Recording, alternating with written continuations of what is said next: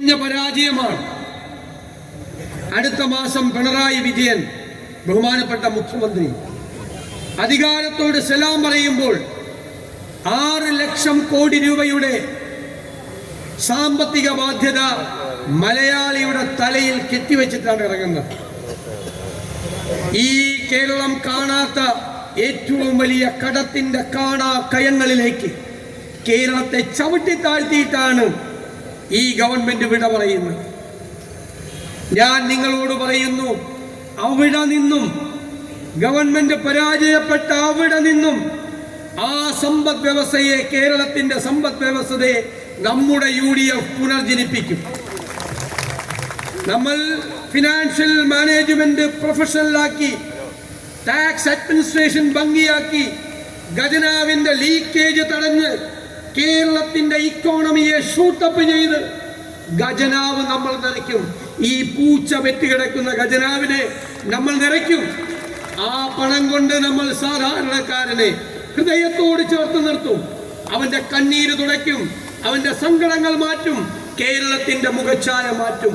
അതിനുള്ള കർമ്മ പരിപാടി UDFന്റെ കയ്യിലുണ്ട്.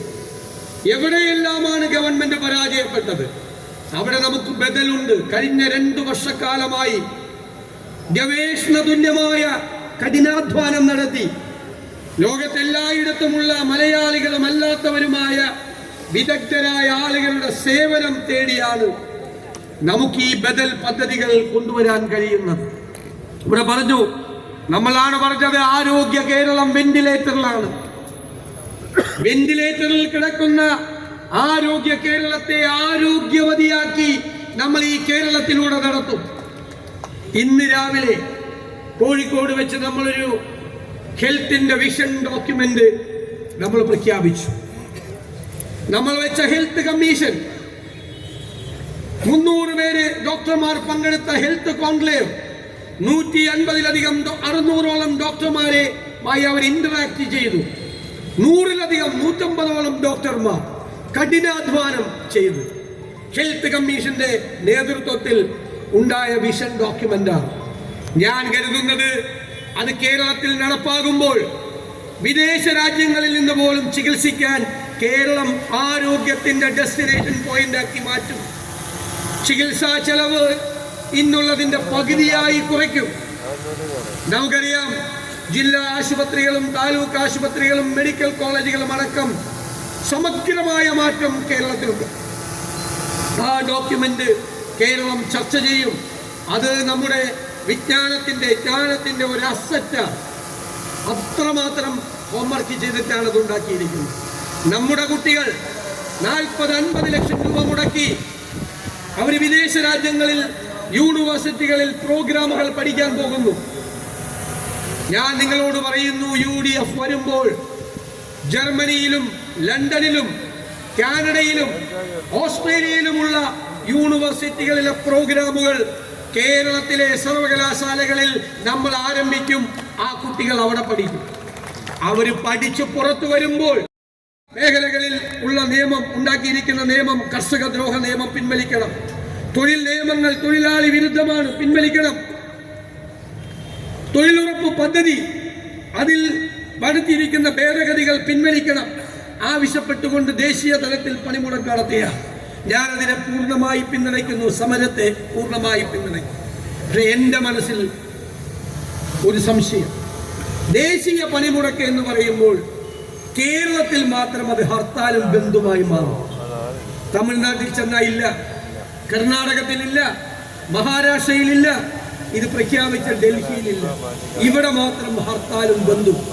നമ്മളിന്ന് ഞാനൊരു പൊതുസമക്ഷത്തിൽ ചർച്ചയ്ക്കായി വയ്ക്കുന്നു. നമുക്ക് വേണം. പ്രതിപക്ഷത്ത് 5 വർഷം പൂർത്തി ജനാധിപത്യ കേരളത്തിന്റെ കരുത്തനായ നേതാവ്, മുസ്ലിം ലീഗിന്റെ അഖിലേന്ത്യാ ജനറൽ സെക്രട്ടറി കൂടിയായ പ്രതിപക്ഷ ഉപനേതാവ് ശ്രീ PK കുഞ്ഞാലിക്കുട്ടി. വാർത്താ മാധ്യമ പ്രതികളൊക്കെ ഉണ്ട്. നിങ്ങൾക്ക് ഇലക്ഷൻ കഴിഞ്ഞ് റിസൾട്ട് വരുന്നവരെ കാത്തിക്കേണ്ടി വരൂല എന്നാ തോന്നുന്നതിൻ്റെ പോക്കുണ്ട്. രാഘവൻ ഈ കോഴിക്കോട് ജില്ലയിൽ തെരഞ്ഞെടുപ്പ് ജയിക്കണീൻ്റെ ഒരു എക്സ്പെർട്ടാണ്. നിങ്ങൾക്കറിയാലോ, മത്സരിച്ചിടത്തോളം ജയിച്ചിട്ടുണ്ട്. കുറച്ചൊന്നുമല്ല.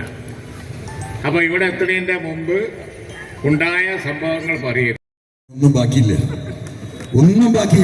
എന്ന് ഹൈക്കോടതി കമ്മീഷണർ കൊടുത്ത റിപ്പോർട്ട് നിങ്ങൾ കണ്ടു. എല്ലാം കഴിഞ്ഞ് അയ്യപ്പ സംഗമത്തിന് വന്ന അതിൽ നടത്തിയ കൊള്ള, ഊരാളുകളാണ് കൊള്ള നടത്തിയത് എന്ന് കമ്മീഷൻ റിപ്പോർട്ട് കൊടുക്കുകയാണ്. ഊരാളുകൾ ആരെന്ന് ഞാൻ പറഞ്ഞു തരണ്ട നിങ്ങൾക്ക്. ഈ നാട് മുഴുവൻ കുട്ടിച്ചോറാക്കി ഈ സമൂഹത്തിന്റെ പൊതുമുതൽ കാർന്ന് തിന്നുന്ന തൊഴിലാളികളുടെ പേര് വെച്ച ഒരു സംഘം കൊള്ളക്കാരാണ് ഈ ഊരാളുകൾ സൊസൈറ്റി.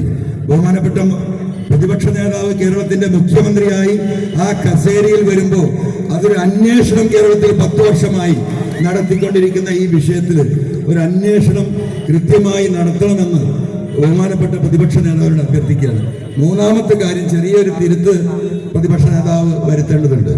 നമ്മുടെ റോഡിന്റെ ട്രാഫിക് ജാം ഒഴിവാക്കാൻ വേണ്ടിയിട്ട് തീരപ്രദേശത്തെ കടൽ യാത്ര ചെറു ബോട്ടുകൾ ഉപയോഗപ്പെടുത്തിക്കൊണ്ടുള്ള റോറോ യാത്രകൾ അദ്ദേഹം ഇവിടെ നടത്തുമെന്ന് പറഞ്ഞു. അതിൽ 17 പോർട്ട് പറഞ്ഞു. അതിൽ ഒരു പോർട്ട് ഒഴിവാക്കി തരണം. കാരണം ബേപ്പൂർ പോർട്ട് ഇന്ന് പ്രഖ്യാപിച്ചിരിക്കുകയാണ്, അത് അഡാനി പോർട്ടാക്കാൻ പോവുകയാണെന്ന്. അതുകൊണ്ട് ആ പോർട്ട് കൂടി ഒഴിവാക്കിയിട്ട് നമ്മൾ തീരുമാനിച്ച ഈ സംവിധാനവുമായി നമുക്ക് മുന്നോട്ട് പോകണം. ഇക്കാര്യം നിങ്ങൾ എഴുതി വെച്ചോ. എനിക്ക് ഒരു കാര്യത്തിൽ കൂടി ബഹുമാനപ്പെട്ട പ്രതിപക്ഷ നേതാവിനോട് അഭിപ്രായ വ്യത്യാസമുണ്ട്. അത് കുറച്ച് കാലമായി ഞാൻ പറഞ്ഞുകൊണ്ടിരിക്കുകയാണ്.